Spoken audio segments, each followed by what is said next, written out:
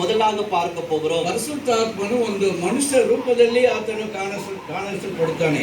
Amen. ஹalleluya. நாம் முதலாக வாசித்தபடி 2 கொரிந்தியர்ல நம்ம வாசித்தோம். ನಾವು ಮೊದಲೇ ಓದಿದ ಹಾಗೆ 2ನೇ ಕೊರಿಂಥಿಯಲ್ಲಿ ಓದೋಣ. அந்த வசனங்களை நம்ம வாசிக்க கேட்கலாம்.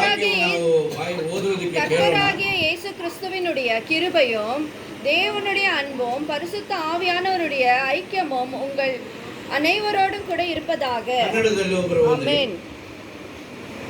ಕನ್ನಡ ಸರಿ. ದೇವರ ಕೃಪೆಯು ದೇವರ ಪ್ರೀತಿಯು ಪವಿತ್ರಾತ್ಮನ ಅನ್ಯೋನ್ಯತೆಯು ನಿಮ್ಮೆಲ್ಲರೊಂದಿಗೆ ಇರಲಿ. ஆமென். ஹalleluya. ஹalleluya. நம்மளுடைய ஆண்டவர் நம்மை நேசிக்கிறவராய் இருக்கிறார். ನಮ್ಮ ಕರ್ತನಾದ ದೇವರು ನಮ್ಮನ್ನು ಪ್ರೀತಿಸ್ತಾ ಇದ್ದಾರೆ. அவர் எல்லாரையும் நேசிக்கிறார். ಆತನು ಎಲ್ಲರನ್ನು ಪ್ರೀತಿಸ್ತಾ உங்க ಇದ್ದಾರೆ. பக்கத்துல இருக்கிறவங்கள பார்த்து சொல்லுங்க, ನಿಮ್ಮ ಪಕ್ಕದಲ್ಲಿ ಇರುವವರನ್ನ ನೋಡಿ ಹೇಳಿ, இயேசு ಯೇಸು உங்களை நேசிக்கிறார். ನಿಮ್ಮನ್ನು ಪ್ರೀತಿಸ್ತಾ ಇದ್ದಾರೆ. இயேசு ಯೇಸು உங்களை நேசிக்கிறார். ನಿಮ್ಮನ್ನು ಪ್ರೀತಿಸ್ತಾ ಇದ್ದಾರೆ. ஒரே பக்கத்தை மட்டும் சொல்லாதீங்க, இந்த பக்கமும் திரும்பி சொல்லுங்க, இயேசு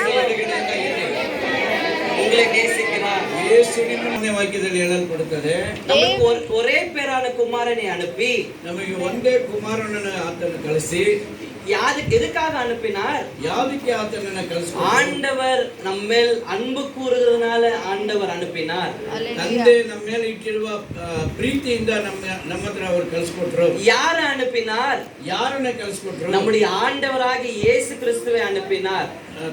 ನಮ್ಮ ಕರ್ತನಾದ ಯೇಸು ಕ್ರಿಸ್ತನ ಆತನು ಕಳಿಸ್ಕೊಟ್ರು. இயேசு கிறிஸ்து யார்? ಯೇಸು ಕ್ರಿಸ್ತನು ಯಾರು? ஆண்டவருடைய ஒரே பேரான குமாரனாய் அவர் இருக்கின்றார். ತಂದೆಯ ಒಂದೇ ಮಗನಾಗಿ ಆತನು ಇದ್ದಾರೆ. ஒரே பேரான குமாரன் போது அவர் ஆண்டவராய் இருக்கின்றார். ಒಂದೇ ಮಗನಾಗಿರುವುದರಿಂದ ಆತನು ತಂದೆಯಾಗಿದ್ದಾರೆ, ದೇವರಾಗಿದ್ದಾರೆ. அவர் யாருக்காக அனுப்பப்பட்டார்? ಆತನು ಯಾರಿಗೋಸ್ಕರ ಕಳಿಸಲ್ಪಟ್ಟಿದ್ದಾರೆ? உங்களுக்காகவும் எனக்காகவும் அவர் அழைக்கப்பட்டார். ನಿಮಗೋಸ್ಕರ ನಮಗೋಸ್ಕರ ಆತನನ್ನು ಕಳಿಸುತ್ತಾತ್ಮನು ನಮಗೆ ಬಹಳ ಅಗತ್ಯವಾಗಿದೆ. இப்போ கொஞ்ச நேரத்துக்கு முன்னாடி நம்ம பார்த்தோம், ಸ್ವಲ್ಪ ಸಮಯದ ಮುಂದೆ ನಾವು ನೋಡಿದ್ವಿ, நம்மளை அன்பு கூறும்படியாக நம்முடைய தேவன் நம்ம ஒரே பேரான குமாரனை அவர் அனுப்பினார். ನಮ್ಮ ಮೇಲೆ ಪ್ರೀತಿ ಇಟ್ಟಿರೋದ್ರಿಂದ ಆತನು ತನ್ನ ಒಂದೇ ಕುಮಾರನ ಕಳಿಸ್ಕೊಟ್ರು. இப்போ குமாரனை தான் அனுப்பினார். இவருக்கும் பரிசுத்தாவியானவருக்கும் என்ன தொடர்பு இருக்கிறது? ಮಗನನ್ನು ತಾನೇ ಕಳಿಸ್ಕೊಟ್ರು.